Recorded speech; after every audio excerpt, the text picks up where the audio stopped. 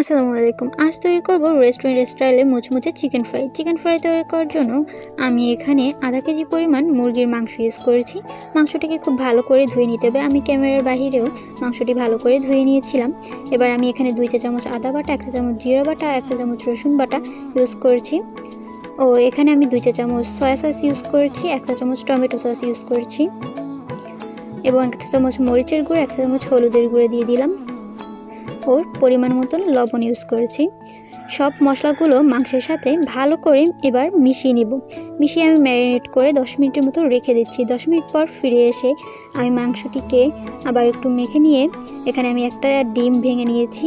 ময়দা ও কিছু পরিমাণ ব্রেড ক্রাম্ব ইউজ করেছি। ব্রেড ক্রাম্ব ও ময়দাটি ভালো করে মিশিয়ে আমি মাংসটি ডিমের গোলায় ইউজ করে ভালো করে ময়দার মিশ্রণে কোট করে নিচ্ছি। মাংসগুলো ডিমে চুবিয়ে তারপরে ময়দাতে ভালো করে চেপে চেপে কোট করে নিব। আমি একের পর একটি চিকেন ফ্রাইগুলো আমি কোট করে নিলাম। এবার আমি একটি কড়াইতে ডুবো তেল দিয়ে এর ভেতরে আমি চিকেন ফ্রাইগুলো ভালো করে মিডিয়াম আঁচে ভেজে নিব।